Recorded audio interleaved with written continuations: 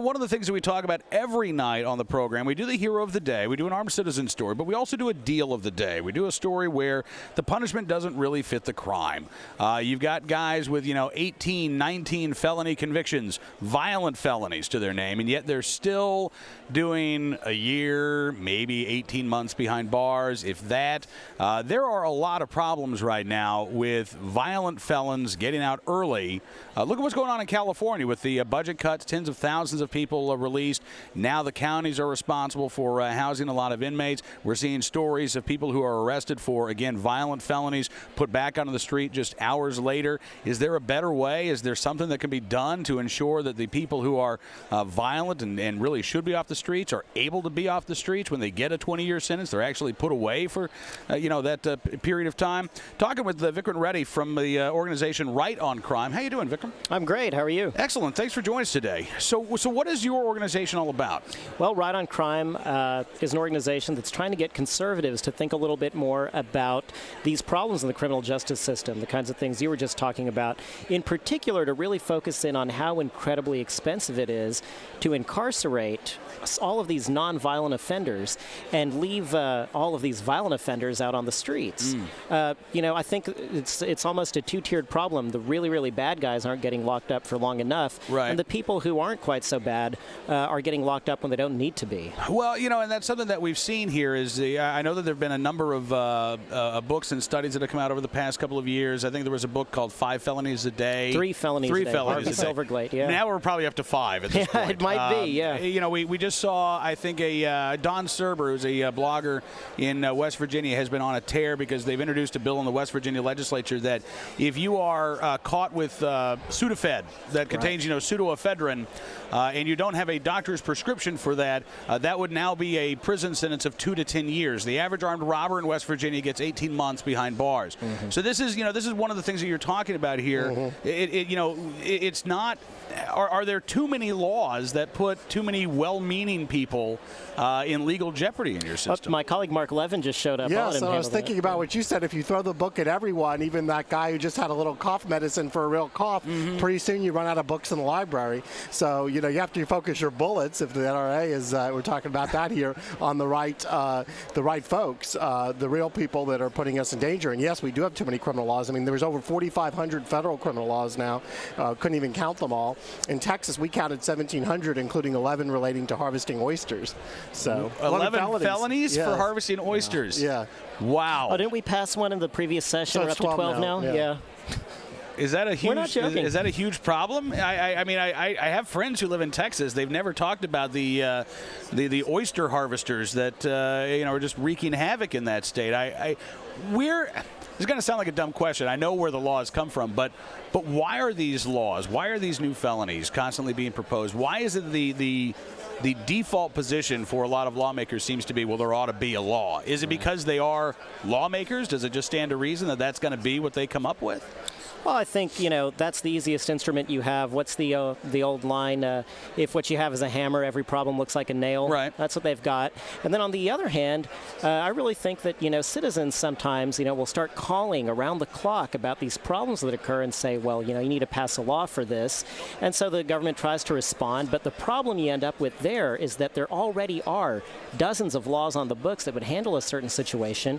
You just pass another one because, it looks good politically to do that. Right. And then you end up with, as Mark just pointed out, 4,500 federal laws. Well, and we've also gotten away from, I think, that families and neighbors solving problems. I mean, like if someone's making too much noise next door, instead of going over and talk to them too often, now first thing is you just call the police. Right, right. Well, the same thing. I'll give you a perfect example of what I think you guys are talking about. In Pennsylvania, over the last 2 or 3 years, there's been a group, Mayors Against Illegal Guns, run by Mayor Bloomberg. They have this commercial during the Super Bowl. Exactly, at least here in the D.C. area. And the Brady campaign have been going around to towns, and they say, there's a problem that we have to address, and we have to pass this law right now. And it's a local ordinance that says if you are the victim of a burglary, somebody comes in, breaks into your house, and steals your stuff, if you don't report every firearm that was stolen within 48 or 72 hours, you're a criminal. Right. That's amazing. Well, it reminds me of this law. There was somebody introduced a bill last session in Texas, which didn't pass. We were against it. It said if you're a victim of graffiti and you don't clean it up within a certain period, you're a criminal. And we're criminalizing the victim. I mean, this is the exact opposite. Government is there to protect individuals harmed by other individuals and intervene, make sure there's restitution. And we've turned everything on its head.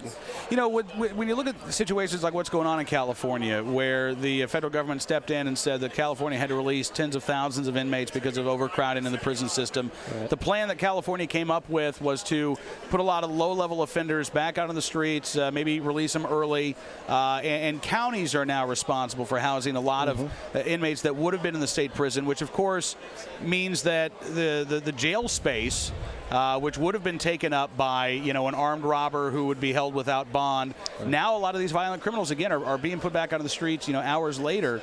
Have we reached a point I guess in California and elsewhere where this is becoming a big enough problem that we can address this? I mean, this is a jobs election. This is an economy election. But all of these, I think, issues, whether it's the right to keep and bear arms, the right of self-defense, or, how we're going to deal with violent criminals, what our criminal justice system is going to look like, I think that they're all important issues that should not be neglected this election. Well, the thing I'll say about California is, first of all, to have federal courts come in and run systems, criminal justice, health care, it's totally the wrong way to do it. And I'll also say, though, that the counties got a lot of money a lot of them are expanding their jails. So now the issue is whether that money will be protected going forward, and there's a push for a constitutional amendment to make sure it doesn't become an unfunded mandate. But I do think that, one of the things we need to look at is when we have all these crimes, means we have tons of people that have criminal records, whether it's for harvesting oysters or because they were the CEO of Gibson Guitar that got raided by the EPA police. And then, and this is an issue I know the NRA has dealt with because I've talked to some folks at the NRA about it, is, if you had some type of conviction like this, it could be quite minor, then you may lose your Second Amendment right to have self-defense, to own a gun. Now, obviously, murderers shouldn't be able to we all agree, shouldn't be able to go get a gun. Right. But you lose a lot of things. We in Texas had to go pass a bill so that people could become a barber who had a drug possession conviction 10 or 20 years ago and were now perfectly law-abiding. And essentially we've said if you've done your time, you should be able to punch the clock and make a living. Wow. I mean, it is amazing to think about losing your right to keep and bear arms because you illegally harvested an oyster. Right. There's a story out of Illinois. There was a man, he was a respectable pillar of his society. He was a physician. He owned a firearm. He used it responsibly, but he went through a particularly heated divorce. Now, he had a restraining order filed against him, and it turns out that if you have one of these orders filed against you in Illinois, you cannot own a firearm. He had no idea. No one ever told him. The judge never told him. But whenever it was found out that he owned this firearm, the full force of the law came down on him. This percolated through the appeal system. It went up to the Seventh Circuit. There's a very prominent judge named Richard Posner. A lot of the attorneys who listen know about Judge Posner. And he said, this is crazy. This man did not have the requisite mens rea. He didn't know that this was illegal to have this firearm. And yet, he's being threatened with prison time because of this. So where can folks find out more information about Right on Crime? They can go to rightoncrime.com. We've got a statement of principles about what we believe in and how we think conservatives need to approach criminal justice. It's been signed by a lot of very prominent conservatives: Grover Norquist, Newt Gingrich, Bill Bennett, and David Keene. And Jeb Bush. And Jeb Bush, of course, Ed Meese. But certainly David Keene we're very proud to have from the NRA. He signed on last year whenever he was with the American Conservative Union, which is putting on CPAC. Right. And our former drug czar, Bill Bennett. Bill Bennett. Asa Hutchinson, also former U.S. attorney.